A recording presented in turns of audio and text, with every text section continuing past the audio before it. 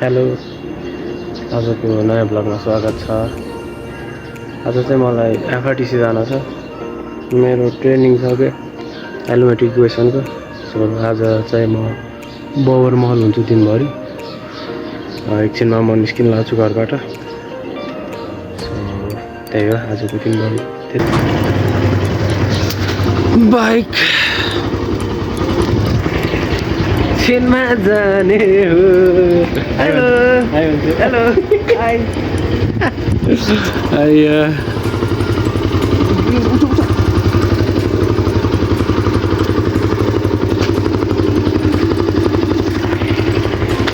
बहिनी सुन न, तिमीलाई के ल्याइदिनु? चकलेट। क्या चकलेट ल्याइदिनु? कति लिँदैन? काम गर्नु चाहिँ टाइम लाग्छ। बाइक त अहिले नभन। गइरहेको छु छिटो। बेलुका टाइममा उयो गरौँ मलाई लिन पर्ला। कहाँनिर आउनु? हुन्छ, हामी छिटो आउँछौँ। जाँदा त छिटो आइदिन्छ होला। म 4 बजीतिर 7 बजीतिर। Okay, bye bye. बाई। कति टाइम लाग्छ दा?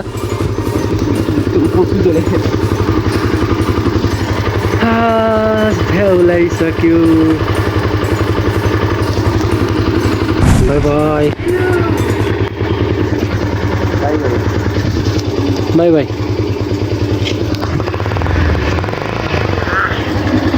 ओए ओए मतलब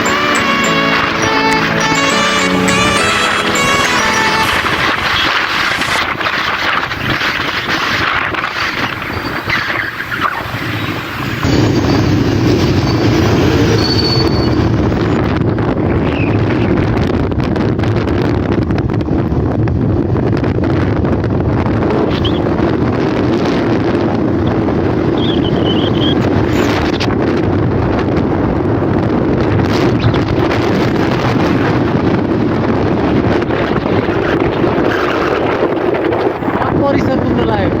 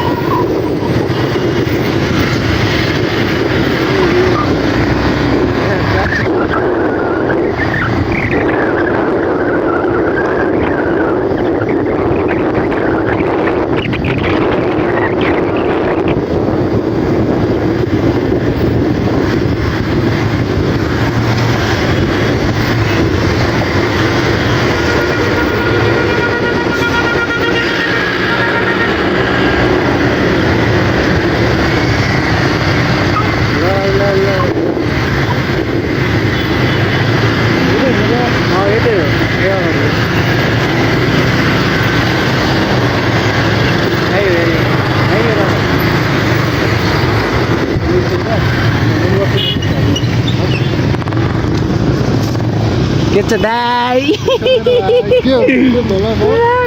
स्वागत छ तपाईँलाई जाँदै ढिलो हो कि दाइ यार दादा हो मिलनाले कल गरेको थियो यसो यो फिल्डभरिको दाइ भ्लग बनाउने के त दाइ पछि हेर्नु मजा आउँछ नि त दाइ हो कि भन्नु त पछि हेर्नु मजा आउँछ कि अरू त ठिक छ नि दाइ ठिक छ कन्टिन्यू गरौँ न अहिलेलाई त दुईटा फेज सकिसकेको छ होइन अब टोटल 414वटा रुख भनिसक्नु भएको छ होइन अघि 411 अनि कोसीमा चाहिँ हामीसँग भोजपुर इलाम खोटाङ ओखलढुङ्गा पाँचथर सङ्खुवासभा सोलुखुम्बु ताप्लेजुङ र तेह्रथुम गरेर टोटल 9वटा जिल्ला रहेछन् है जुन भने अब भोजपुरमा चाहिँ हामीले काट्नु पर्ने टार्गेटेड स्पेसिस भनेको 10वटा रुख रहेछ इलाममा 8वटा खोटाङमा 21 ओखलढुङ्गामा 6वटा पाँचथरमा 12 सङ्खुवासभा 9 सोलुखुम्बु 21 ताप्लेजुङमा 8वटा र तेह्रथुममा 14वटा गरेर टोटल कोशी प्रदेशमा 108वटा रुख हाम्रो टार्गेट रहेछ है अब 411 मध्ये 108 त कोशीमै रहेछ अनि लुम्बिनीमा जम्मा हामीसँग 3वटा जिल्ला प्युठान रोल्पा र रुकुमिस अनि यसमा चाहिँ प्युठानमा 5वटा रोल्पामा 13 रुकुम इस्टमा चाहिँ 14वटा गरेर टोटल लुम्बिनी प्रदेशमा जम्मा 32वटा रुख जसमा सबैभन्दा थोरै लुम्बिनीमै होला अनि अब कर्णालीमा दैलेख डोल्पा हुम्ला जाजरकोट जुम्ला कालीकोट मुगु र वेस्ट गरेर हामीसँग 7वटा जिल्ला रहेछन् कर्णालीमा यसमध्ये दैलेखमा 6वटा डोल्पामा 28 हुम्लामा 31 जाजरकोटमा 19 जुम्लामा 23 कालीकोट जान्छु भन्नेलाई गाह्रो हुनु रहेछ जम्मा एउटा रुख रहेछ है मुगुमा 25वटा र वेस्ट रुडुम 12 गरेर टोटल कर्णालीमा सबैभन्दा बढी नै होला 145वटा रुख कर्णालीमा पर्दो रहेछ है अब बाँकी रह्यो सुदूरपश्चिम अछाम बैतडी बजाङ बाजुरा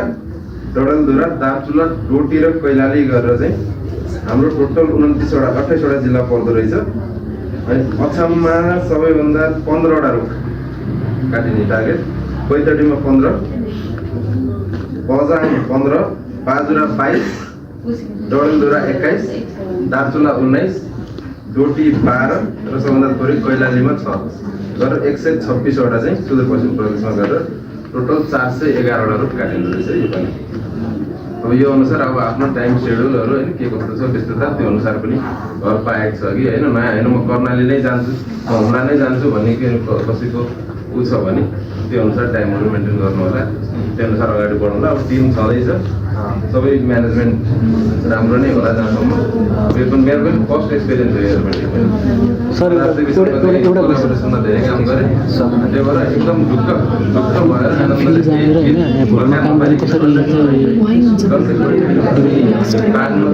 पहिला भइसकेको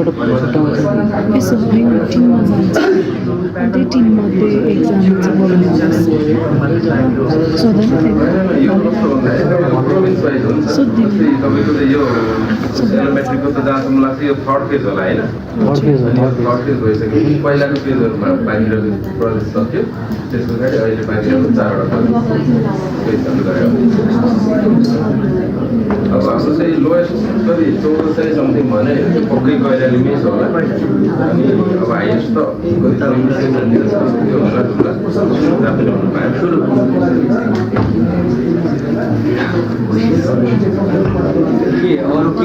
सर यस्तो के फिल्ड भोल्युमको काम गर्ने र होइन फिल्डमा जाने हुन्छ नि त्यो चाहिँ कसरी छुट्याइन्छ यहाँ बसेर भोल्युमको काम गर्ने र फिल्ड जाने कसरी छुट्याइन्छ त्यसमा अब यसो छ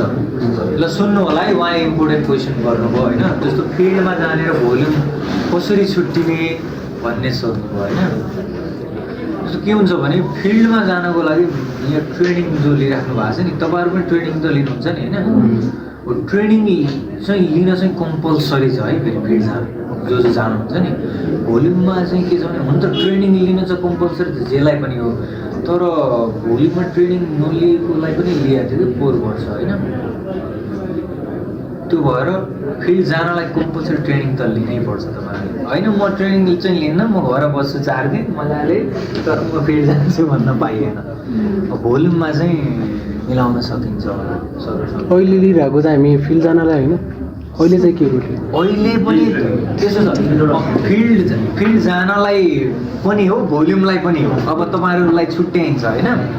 त्यो हुनाले तपाईँहरूले चाहिँ यसो कुरा पनि राख्नु होला मलाई यो यहाँ जान मन छ अथवा भोल्युममा जान अथवा फिल्डमा जान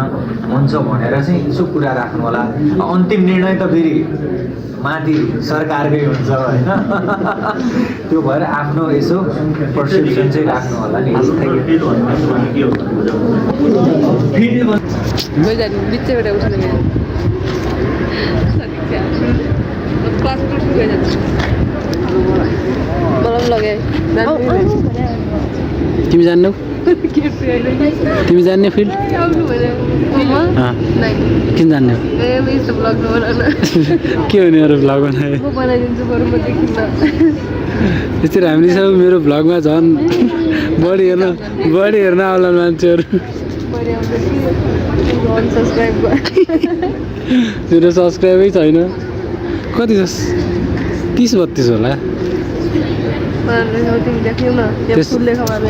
जान्नु के बोल्नु भने सब बोली भइगयो फिल्डमा बनाउन दिन्छ कि नै भन्नु कि नै अब छेउ त लगाइहाल्छ यत्रो मान्छे खनाएर यस्तो राम्रो फुलहरू देखेपछि त अनि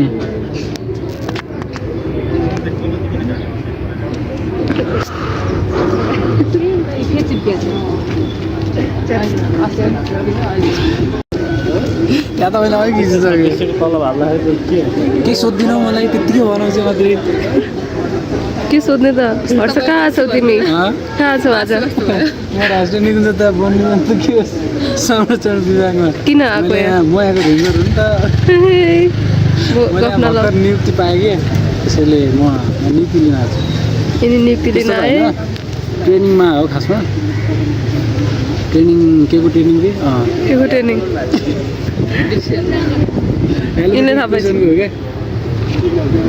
एलोमेट्रिकेसनको हो भोल्युम र बायोमास क्यालकुलेसन गर्नको लागि आज ट्रेनिङ खाजा आने टाइम अहिले चाहिँ के खायो खाजा क्या मिठो थियो यार खाजामा थियो मोमो थियो के थियो मोमो स्यान्डविच फेरि कता हेऱ्यो आज भाइ यिनले क्यामेरा उता गरेपछि म कहाँ हेर्नु म त यतै छु छुट्यो खाजामा भन प्रिया मेरो नाम सदिक्षा खड्का सदिक्षा प्रिया प्रिया यो त चाहिँ समाउन आउनु कि मलाई आफूलाई देखाउन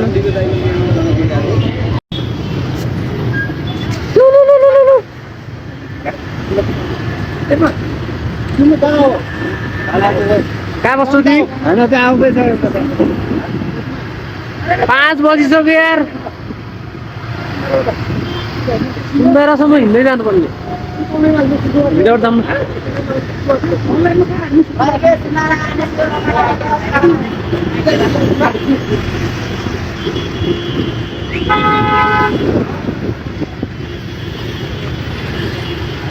जामै जाम यार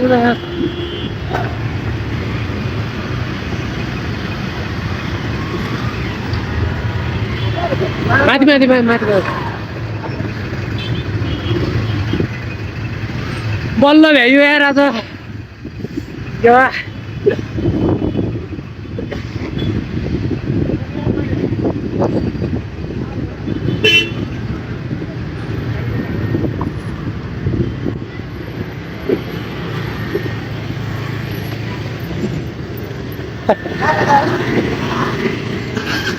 जाम जाम जाम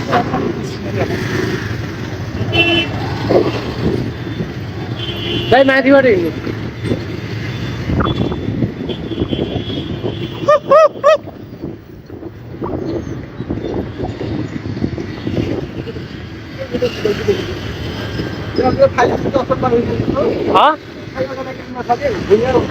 भुल्ने हुने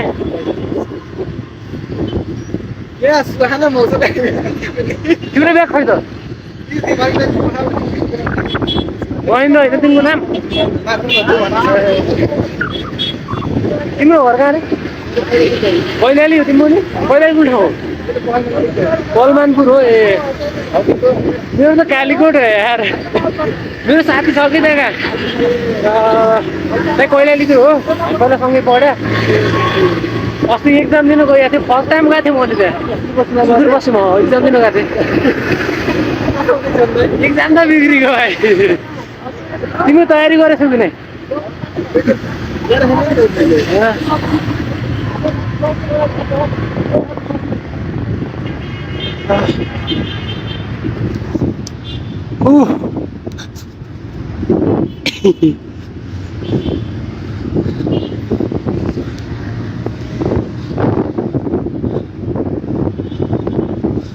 पानी पर्ला जस्तो छ पुरै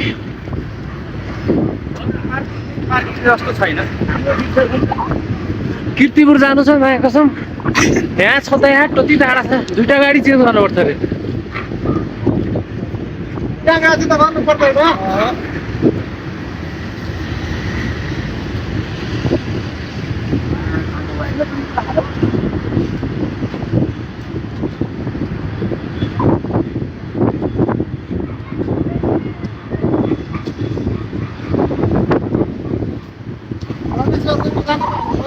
को सर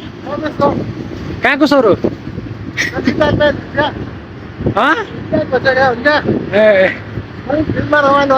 ए सब बुढा बुढा छन् त यार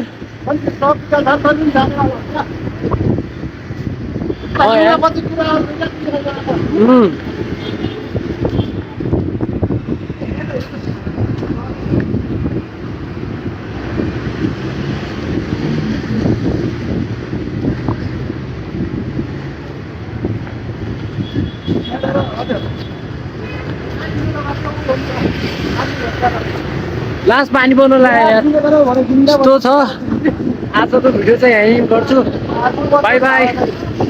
भोलि भेटौँला अर्को भिडियोमा है त बाई बाई